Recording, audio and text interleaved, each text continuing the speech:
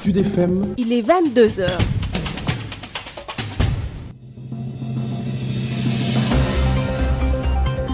Chaque jour, vous êtes des millions à écouter la première radio d'information. La première radio d'information.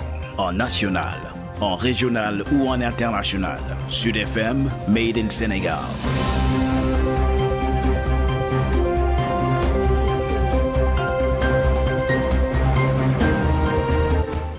« 22h sur l'ensemble du réseau synchronisé de Sen Radio. Bonsoir, merci de nous recevoir chez vous.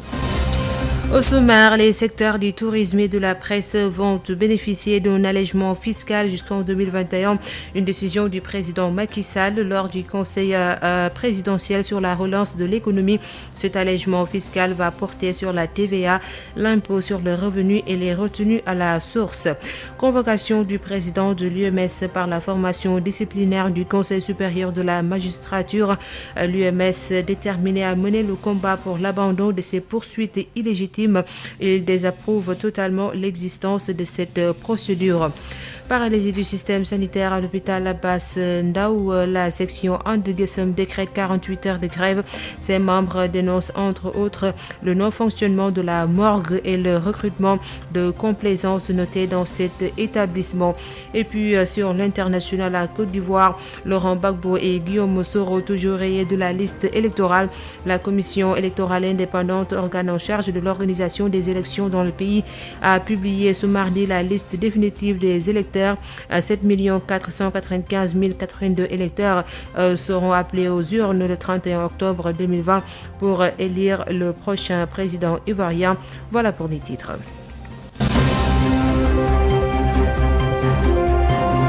Sud-Soir. Et à la présentation, Alassane Ouad assure la mise en onde. Bienvenue. Convocation de Souleymane Teliko, président de l'UMS par la formation disciplinaire du Conseil supérieur de la magistrature. L'UMS réaffirme sa détermination inébranlable à mener avec tous les hommes épris de justice le combat pour l'abandon de ces poursuites illégitimes, strictement motivées par une attitude vindicative et une volonté de dompter l'UMS et au-delà la justice tout entière. Selon un communiqué de l'UMS, l'empressement sans précédent manifesté par le ministre de la Justice à faire juger le président de l'Union à travers la diffusion aux organes de presse d'un communiqué relatif à la transmission d'un rapport non encore notifié au principal intéressé est un autre signe révélateur du caractère particulièrement scandaleux de cette procédure. Le bureau va du reste tenir un point de presse incessamment pour édifier l'opinion sur les tenants et aboutissants de cette procédure disciplinaire. Et puis parlons de la relance de l'économie au Sénégal. Plusieurs préoccupations soulevées ce mardi lors du conseil présidentiel tenu à Diamniadio. Le chef de l'État annonce la poursuite de la suspension de tous les impôts et taxes jusqu'à la fin de l'année 2021 dans les secteurs du tourisme et de la presse. Il annonce également la réhabilitation du chemin de fer Dakar-Tamba en cours pour permettre la reprise du chemin de fer, de même que l'adoption de la loi sur le partenariat public-privé. Le président Macky Sall au micro de Denisia Sambou. S'agissant du secteur touristique et du secteur de la presse, j'ai entendu les plaidoyers. Le secteur du tourisme en particulier a été frappé de plein fouet. Mais la presse aussi a besoin de soutien en tant que mécanisme qui doit réguler la démocratie. Nous avons besoin d'une presse vraiment qui fonctionne normalement. Donc pour ces deux secteurs, je voudrais dire que j'ai décidé la poursuite de la suspension de tous les impôts et taxes, notamment la TVA, ainsi que les impôts retenus à la source et l'impôt sur les sociétés jusqu'à la fin de l'année 2021. Donc pour vous permettre d'être dans la relance. J'ai suivi aussi avec beaucoup d'intérêt les demande de la société civile. J'ai été particulièrement attentif au message de M. Diawara sur le chemin de fer. Je voudrais vous donner l'assurance que c'est une grande préoccupation à mon niveau et au niveau du gouvernement. Avec beaucoup de débats, nous avons pu conclure avec la Banque mondiale pour la réhabilitation du chemin de fer en maintenant un peu l'écartement métrique, donc le chemin de fer actuel, Dakar-Bamako. Mais d'ici là, et pour gagner du temps, nous avons déjà inscrit 10 milliards dans le budget 2021 pour permettre la réhabilitation sur le tronçon Dakar-Tambacounda de façon à permettre la reprise du transport ferroviaire jusqu'à Tamba et d'avoir le port sec. D'abord, ça, c'est quelque chose qui est acté et qui nous permettra vraiment d'avancer très vite le temps que nous finissions nos procédures et donc tout ce qu'il faut pour la reconstruction de ce chemin de fer. Violence policière à l'encontre de notre consoeur Adja Ndiaye, camérawoman à Dakar actuellement est dans un état déplorable, internée dans une clinique de la place. La Convention des jeunes reporters du Sénégal dénonce cet acte de barbarie subi par notre consoeur et espère que des sanctions fermes à la hauteur de l'abus seront prises contre les auteurs d'un tel acte impardonnable dans un état de droit. Et puis l'hôpital Abass Ndao en agonie, c'est la conviction de la section Ande Guessum qui a décrété 48 heures de grève pour que les autorités puissent statuer sur leur sort. Entre autres difficultés notées, un recrutement de complaisance, le non-fonctionnement de la morgue de l'hôpital. La section Ande Guessum a fait face à la presse pour dénoncer Marfous Aïdara, secrétaire général section de Guessum de l'hôpital Abass Ndao avec Birame Ndiaye. L'hôpital Abass Ndao est dans une tourmente du fait de son directeur qui vraiment, on ne le rappellera jamais assez, qui est un spécialiste des marchés et qu'on nous a choisi pour qu'il dirige l'hôpital depuis 4 ans. Donc il a bouclé ces 4 ans et vraiment je crois que le personnel a été trop patient envers lui et on voit qu'il est en train de faire dans le tâtonnement. Un hôpital qu'il a trouvé avec des problèmes d'arriérés de primes d'heures supplémentaires, de primes de chef, etc., de primes de transport et qui vraiment n'a pas pu régler, mais malheureusement commence à sanctionner lourdement son personnel parce que ce personnel s'est tenu debout, n'est-ce pas, pour dénoncer ces dérives. Alors c'est ce qui a poussé au personnel de sortir. Vous avez parlé de recrutement de complaisance. Oui, effectivement, il y a un népotisme qui se passe là-bas parce qu'on leur voit amener leurs parents récemment qui viennent d'arriver et qui ont trouvé des prestataires qui ont fait plus de 10 ans, de 15 ans, qui sont payés à 60 000 francs et leurs parents, ils leur octroient 200 000, 150 000, 180 000, etc. Ce qui est aussi anormal et que nous dénonçons aussi. Et maintenant, qu'est-ce que vous comptez faire pour mener à bout le combat? Donc, on a déjà fait une grève d'avertissement de 24 heures. Donc, on devrait faire une grève normalement la semaine passée, les 24 et 25 septembre. Mais après discussion avec nos secrétaires généraux, avec les membres du CA, nous avons sursis à cela pour, n'est-ce pas, permettre au CA de prendre une solution heureuse. Mais malheureusement, nous avons vu que le CA est en train de faire dans le dilatoire. Maintenant, on décrète une grève de 48 heures à partir de demain. Donc demain, mercredi et jeudi, on sera en grève, Inch'Allah. C'est une grève totale? Oui, c'est une grève totale, oui. Mais avec respect des urgences et du service minimum. Fonds destinés aux impactés de la Covid-19 en sitting. Les vendeurs et marchands des objets d'art du village artisanal de Saly, Portudal, réclament leur part. Sur 100 personnes inscrites sur le programme de résilience, seuls 20 ont reçu de l'argent. Ces acteurs touristiques interpellent le ministre de tutelle. Voici Maktar Gueye, porte-parole des vendeurs et artisans des objets d'art du village artisanal de Saly, au micro de Moustapha Sall. Notre rencontre aujourd'hui est d'essayer de comprendre ce qui s'est passé avec le fonds d'aide destiné aux impactés du Covid-19 dans le domaine du tourisme. Le village artisanal fait partie des structures les plus impactées de ce fléau. Donc, si c'est du Covid-19 qu'il s'agit, nous avons seulement reçu 20 personnes, du moins 20 personnes ont reçu de cet argent. Et donc, pour 100 boutiques et une centaine de boutiques et d'ateliers réunis contre le village artisanal, donc nous avons vu que 20 personnes qui ont reçu leur argent. Et donc, c'est très peu. Et si nous regardons bien l'importance du village artisanal, le village artisanal participe activement dans le développement du tourisme au niveau de la Petite Côte et du Sénégal en général. Donc, on nous avait dit que c'était une première tranche, c'est-à-dire une première phase. Donc 3 mois après, la deuxième phase n'est pas encore arrivée. Et nous avons tous souffert ici ensemble et on a choisi 20 personnes, on les a donné l'argent et le reste n'ont rien reçu. Et donc c'est un peu frustrant. Et donc nous avons appelé la presse donc, pour que les gens comprennent, et le ministre lui-même qui avait dit que les fonds étaient déjà disponibles pour la distribution, que nous n'avons reçu que 20 dossiers. Alors, et le reste, pour une centaine. On nous avait dit de déposer des dossiers, on a déposé des dossiers, on a été bien encadré, on a déposé des dossiers au ministère du Tourisme. Et donc, nous nous excusons de la qualité sonore de cet élément. Aide aux populations fortement impactées par la Covid-19, un consortium constitué de Save the Children, Plan International, Action contre la faim, World Vision et Oxfam au secours de 145 627 personnes ciblées dans 18 203 ménages des régions de Kaffrine, Kolda, Louga, Matam et Thiès qui sont les plus touchés par cette pandémie. Josette Kali.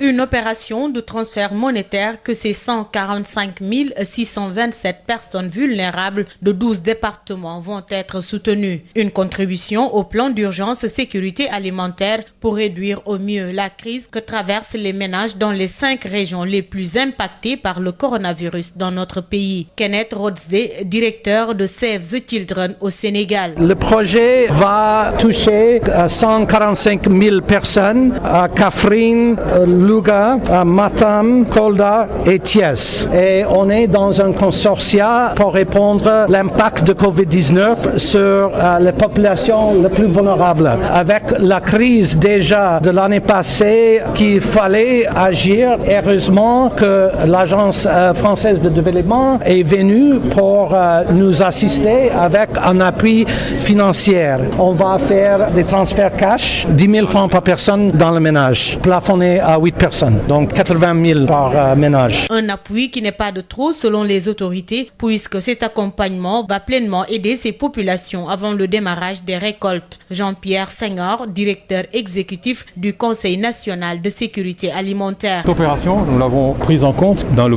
plan global, le plan d'urgence. Il fallait poursuivre le PUSA parce que juin, juillet, août, où quand même les populations, surtout rurales, se retrouvent souvent confrontées à ce que nous avons l'habitude d'appeler la soudure. Cette collaboration que nous avons eue avec ces ONG a permis de mobiliser d'un financement qui devrait couvrir ces périodes de soudure pour que le travail se poursuive sur le terrain. Et vraiment, ça réduit un peu la souffrance de ces ménages-là. Mais cet appui n'est pas de trop parce que, en attendant que les récoltes soient vraiment abondantes, il est important que cet accompagnement de ces ONG-là puisse se faire. Ce projet d'une valeur de 3,5 millions d'euros, soit 2,3 milliards de francs CFA, financé par l'Agence française de développement dans le cadre de l'initiative Covid-19 Santé en commun, s'inscrit dans un ensemble de mesures sanitaires et économiques que la France fournit pour renforcer la résilience des populations en cette période de pandémie.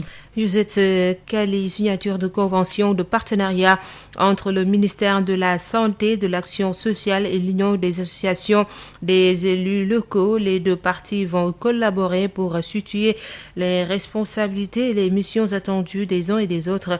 Une convention qui permettra d'améliorer les conditions médicales des populations.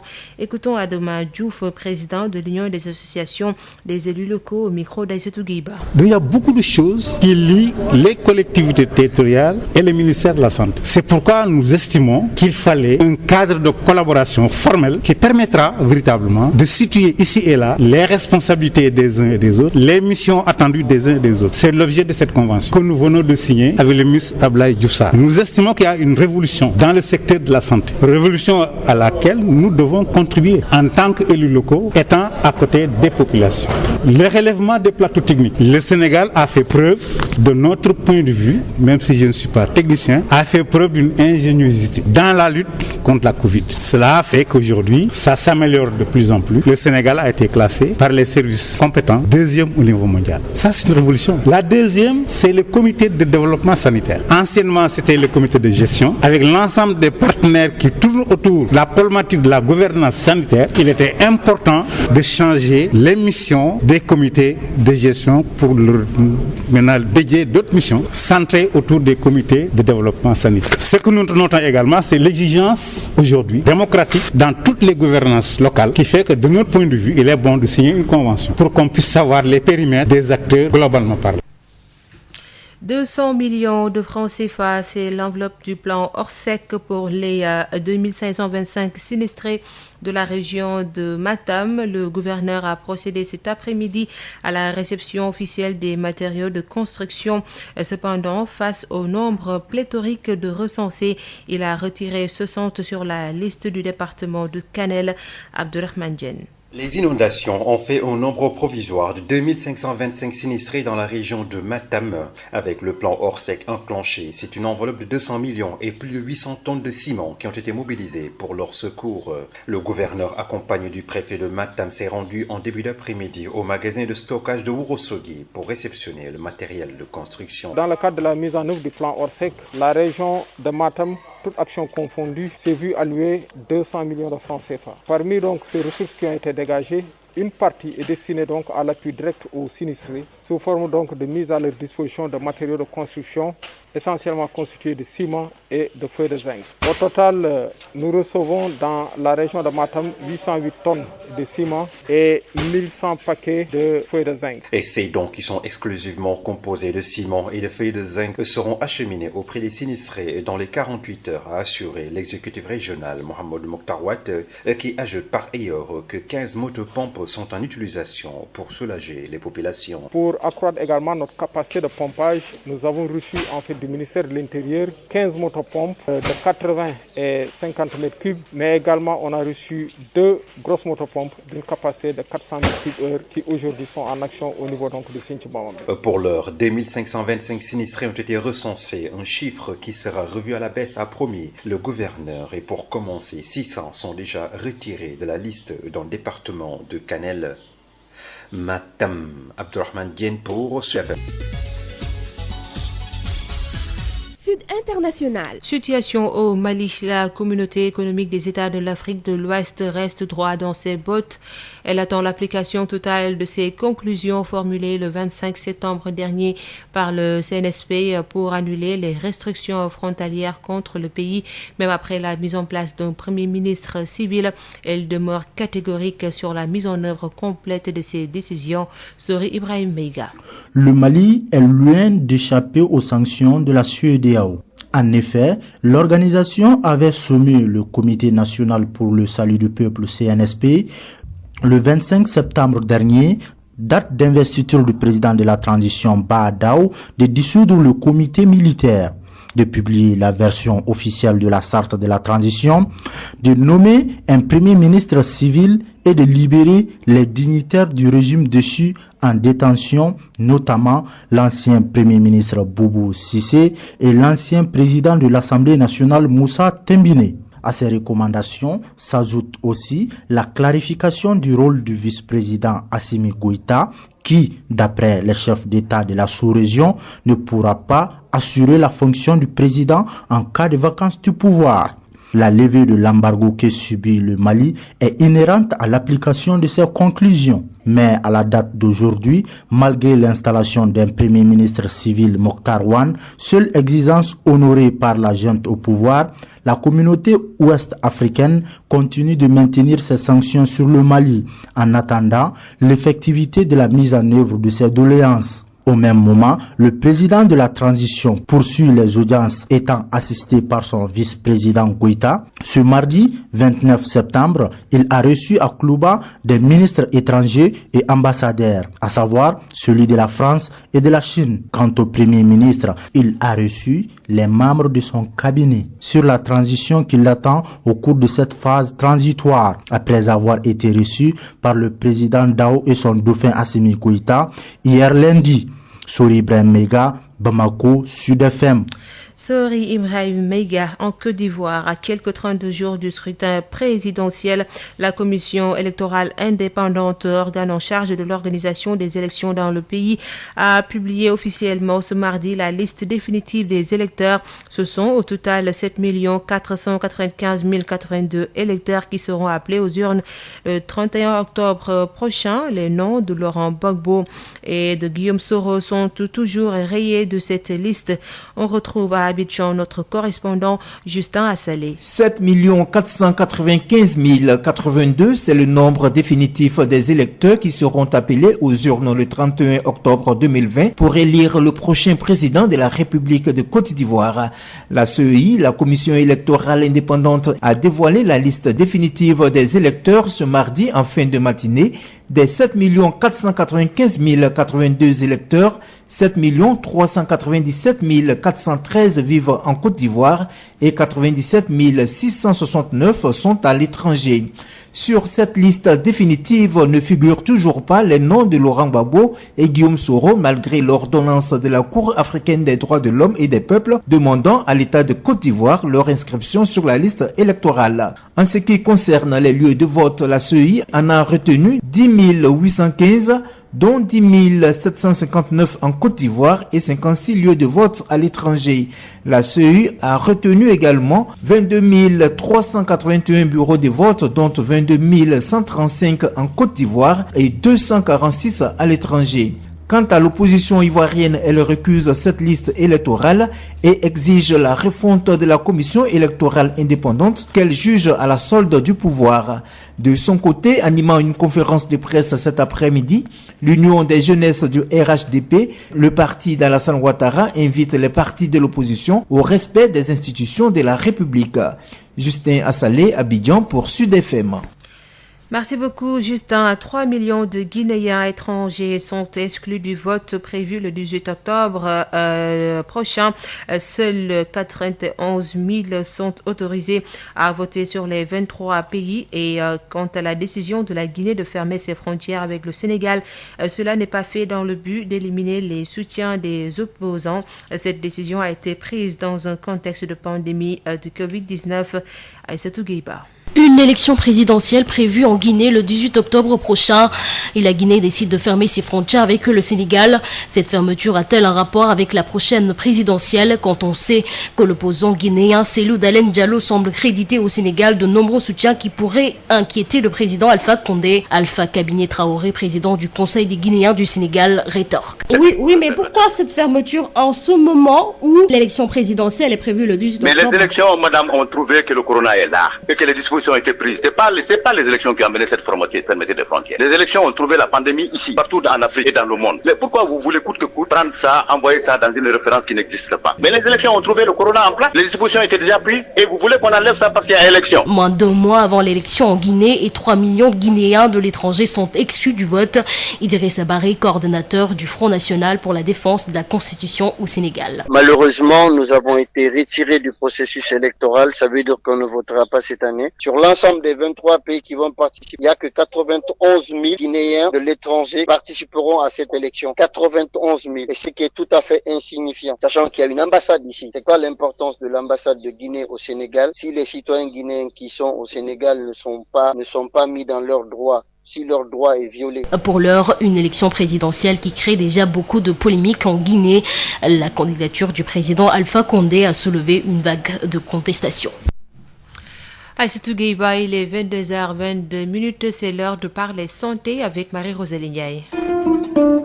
Yotox anti-moustique pour le corps, les vêtements, les rideaux et draps vous protège contre les moustiques chez l'adulte et l'enfant. Val d'Afrique vous offre votre journal de la santé.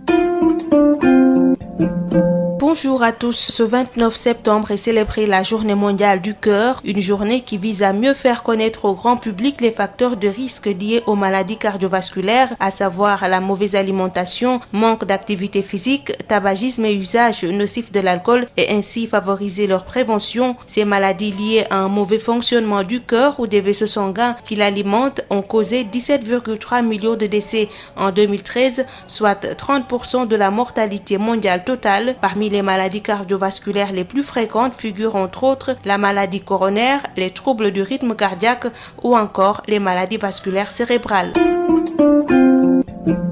Au quartier Cité Senghor de la commune est de Thiès, le retrait des partenaires espagnols installe le poste de santé privé Baobab, Fobeka Sidibé, dans des difficultés de fonctionnement. La structure sanitaire fait face à un plateau technique sous-équipé. Pour autant, le poste est bien fréquenté par les démunis. Le personnel communautaire peine à joindre les deux bouts et lance son appel aux autorités et bonne volonté. Ndeye Tabarakan Touré, technicienne supérieure en santé et la gérante du poste de santé Baobab de Thiès, on l'écoute avec Babacar Ndaw. On a beaucoup de difficultés, un manque de matériel énorme, manque de moyens et de médicaments surtout. Vous manquez de quel genre de matériel? Presque tous les matériels. On n'a pas d'échographie, matériel chirurgical, ça reste, des pinces, tensiomètres, les médicaments et tout ça. On a beaucoup de problèmes. Mais vous parvenez à assurer les premiers soins? Oui. En moyenne, vous recevez combien de patients par semaine, par jour ou par mois? Par jour, presque. On a plus de 30 personnes chaque jour. On a une salle qui n'est pas encore équipée. J'ai équipé les 2 salles par l'aide du secrétaire général du ministère de la Santé. Il m'a donné des lits et des matelas. J'ai acheté une table d'accouchement et des petits matériels. Le docteur Faye m'a remis un pèse-bébé et une boîte d'accouchement. Le médecin-chef du district de Thiès, oui. Mais ce n'est pas encore suffisant. Non. Maintenant, qu'est-ce que vous dites à l'État, puisque l'État accorde des subventions quand même à des structures privées, mais surtout aux autres bonnes volontés de Thiès? Qu'est-ce que vous leur dites? J'attends toutes les bonnes volontés de Thiès. J'attends beaucoup leur appui au niveau du poste de santé. Je les tends la main. Ça nous manque des armoires. J'ai trouvé un lit et un matelas, et ça reste d'autres matelas et des armoires pour mettre les médicaments et leurs petits besoins. À l'instant, Ndeye Tabarakan Touré, technicienne supérieure en santé, gérante du poste de santé Baobab de Thiès avec Babacar Ndaw. C'est tout pour aujourd'hui. Merci de nous avoir suivis. Yotox anti-moustique pour le corps, les vêtements, les rideaux et draps vous protège contre les moustiques chez l'adulte et l'enfant. Val d'Afrique vous a offert votre journal de la santé. Khadissa. Le rappel des titres, le secteur du tourisme et de la presse vont bénéficier d'un allègement fiscal jusqu'en 2021. Une décision du président Macky Sall lors du conseil présidentiel sur la relance de l'économie. Cet allègement fiscal va porter sur la TVA, l'impôt sur le revenu et les retenues à la source.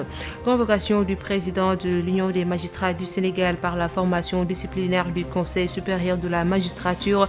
L'UMS déterminé à mener le combat pour l'abandon de ces poursuites illégitimes. Il désapprouve totalement l'existence de cette procédure.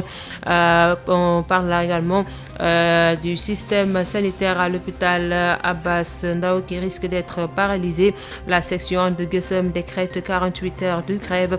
Ses membres dénoncent entre autres le non-fonctionnement de la morgue et le recrutement de complaisance noté dans cet établissement. Sur l'international en Côte d'Ivoire, Laurent Gbagbo et Guillaume Soro toujours rayés de la liste électorale. La commission électorale indépendante a publié ce mardi la liste définitive des électeurs. 7 495 082 électeurs seront appelés aux urnes le 31 octobre 2020 pour élire le prochain président ivoirien. Fin de cette édition mise en onde par Alassane Ouad. Merci de nous avoir suivis. Rétrosport, ce sera après la rediffusion de Sud Éducation. Merci de votre fidélité.